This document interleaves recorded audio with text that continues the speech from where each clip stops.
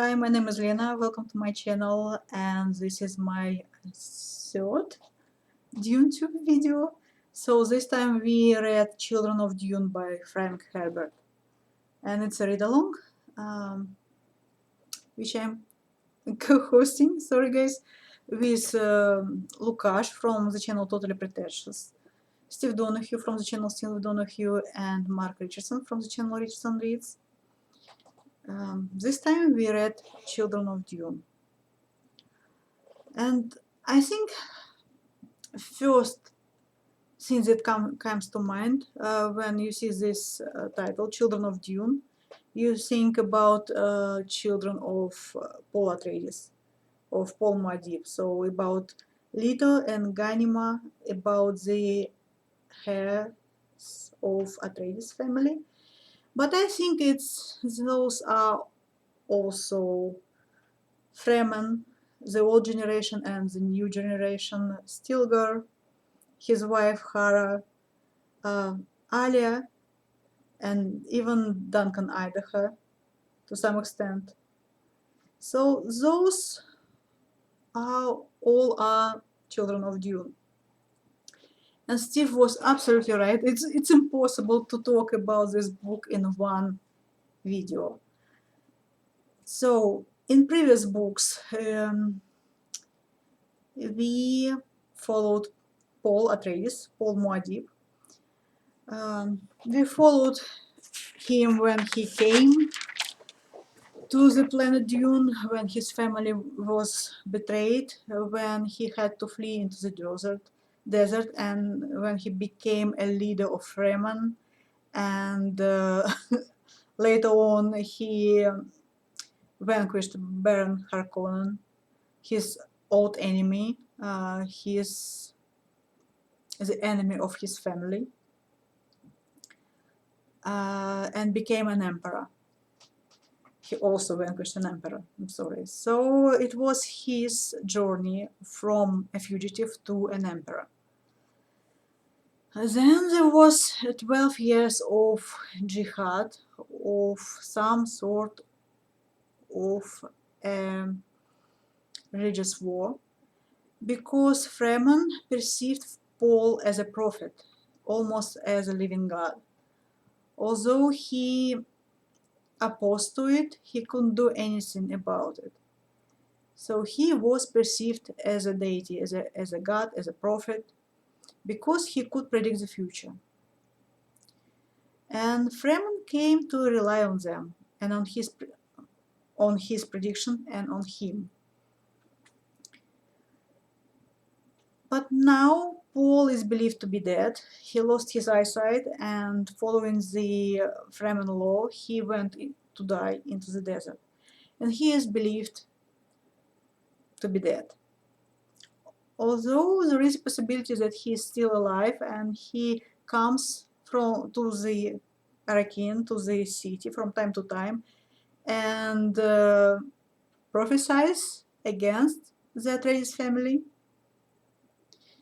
Never mind. So now there is a new kind of bureaucracy, a religious kind of bureaucracy, and there are no crime on Arrakis. Every crime is a sin. So the religion is very much controls everything on Arrakis.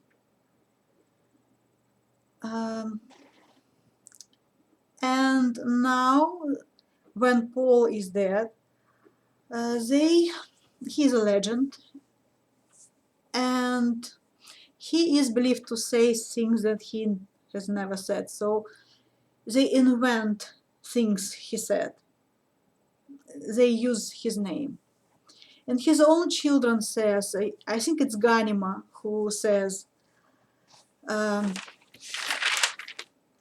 we don't need any more Atreides gods.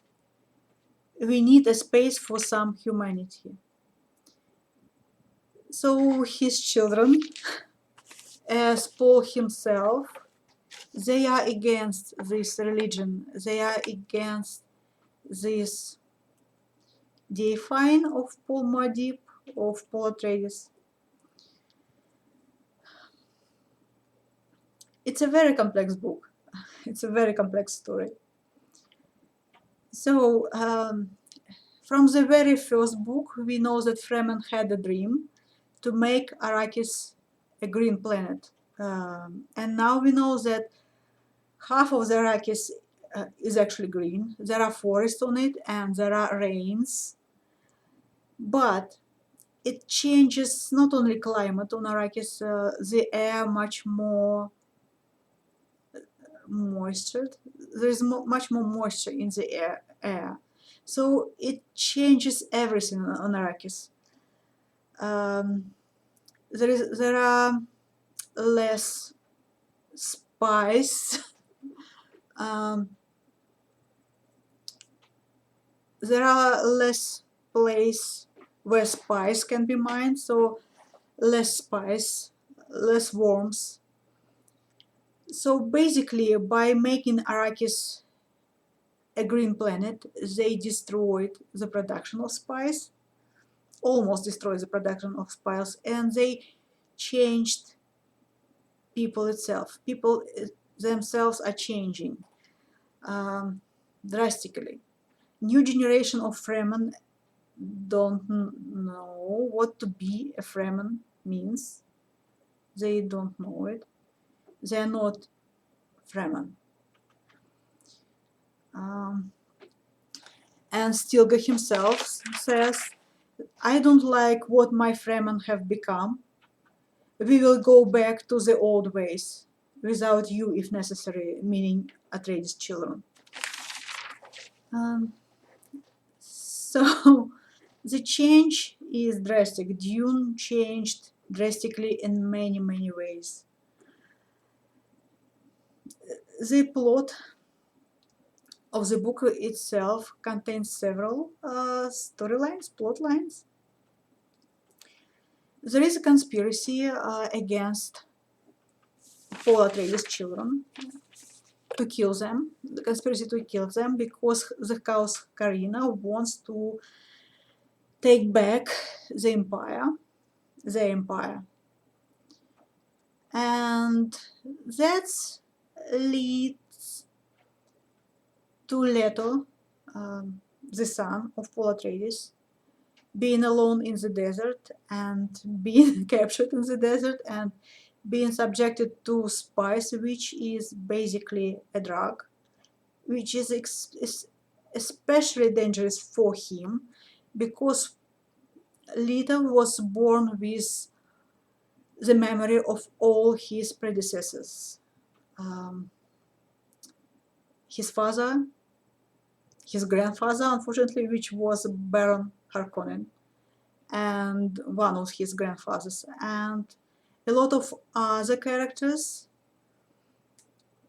So when he's subjected to spice, he is at risk to be changed and to become an abomination.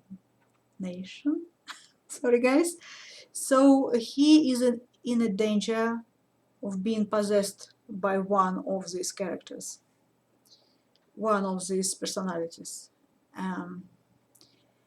which I believe punished by death in Fremen culture.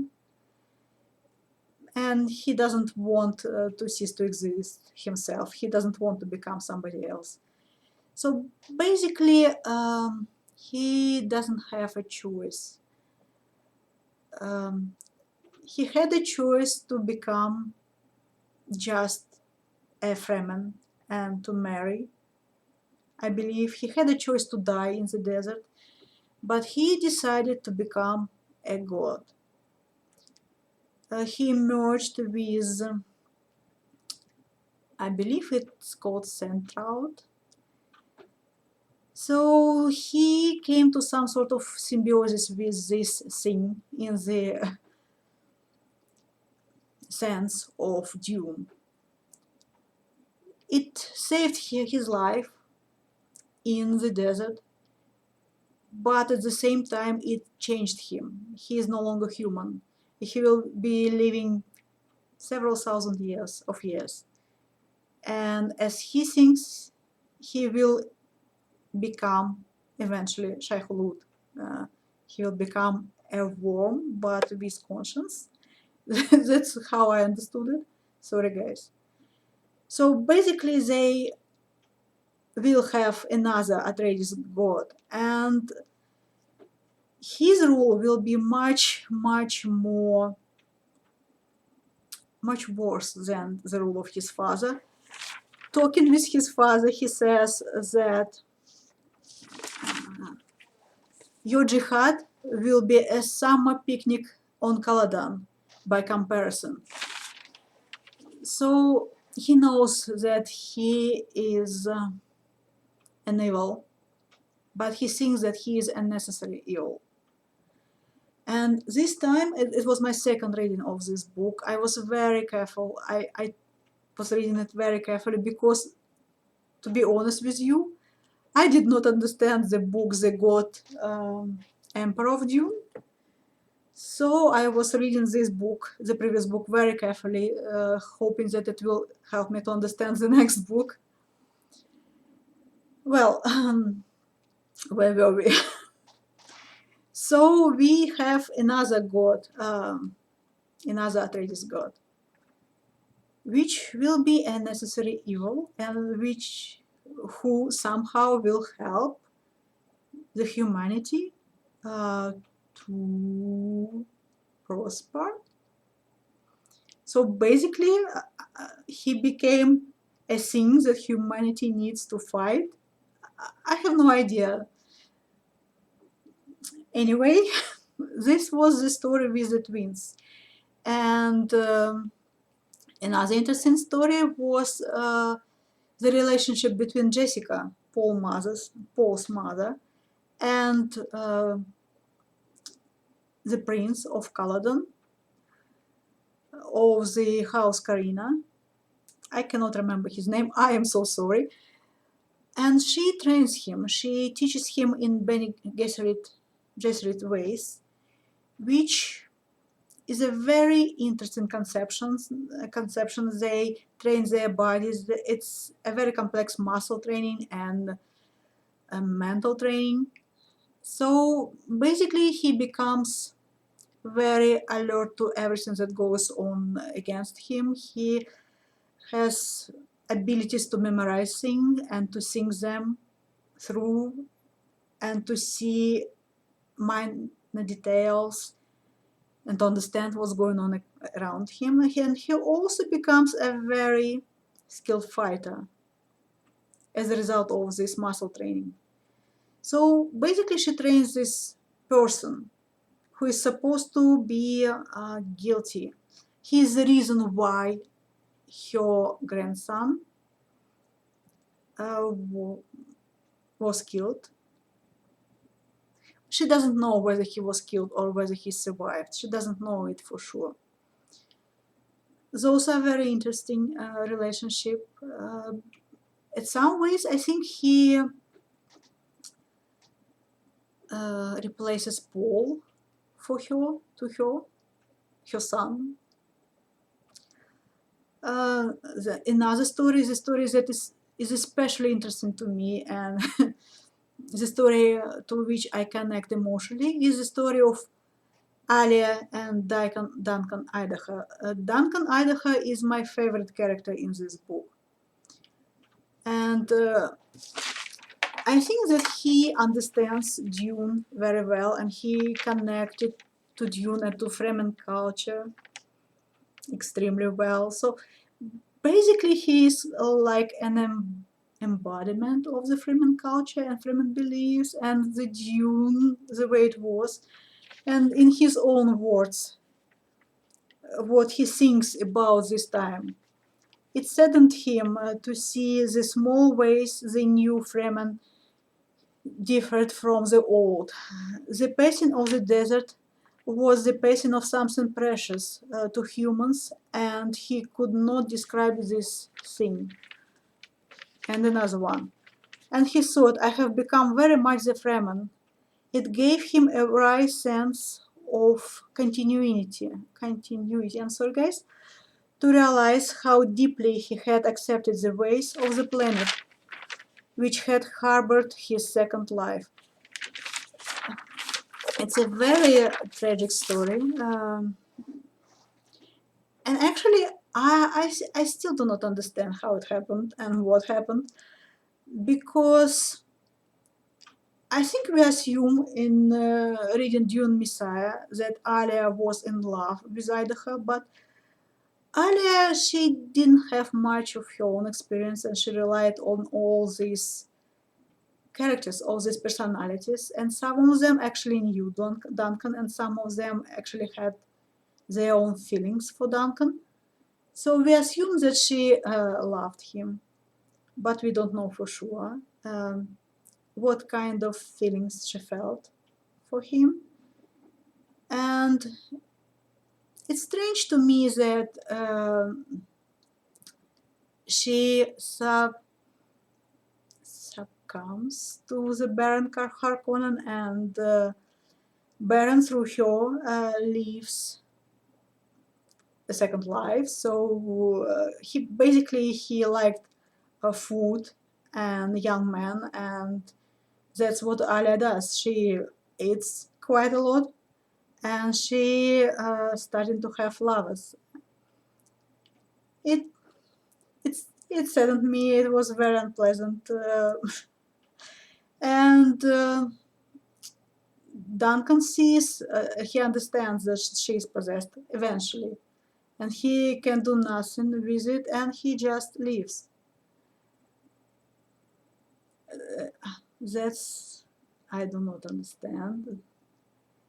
So this possession ruins their relationship, and eventually Duncan sacrifices himself to save the heir of Atreides, to save Ganima, as he had sacrificed himself to save Paul.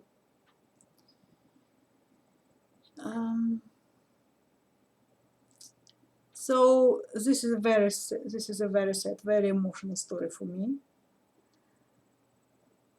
and I do not understand why he says, why he asks Lady Jessica to let him go from Atreides service. I do not understand this one. He stays loyal to Atreides family, and at the same time he officially rejects Atreides family. This bit I do not understand at all. Sorry about that. So I have no idea what to talk, what next to talk. And I'm looking forward to reading God Emperor of Dune, and I hope that I will understand it this time around, and maybe Steve will help me to understand it. I will be watching all the videos. And I hope I will be able to read it by 20th of October.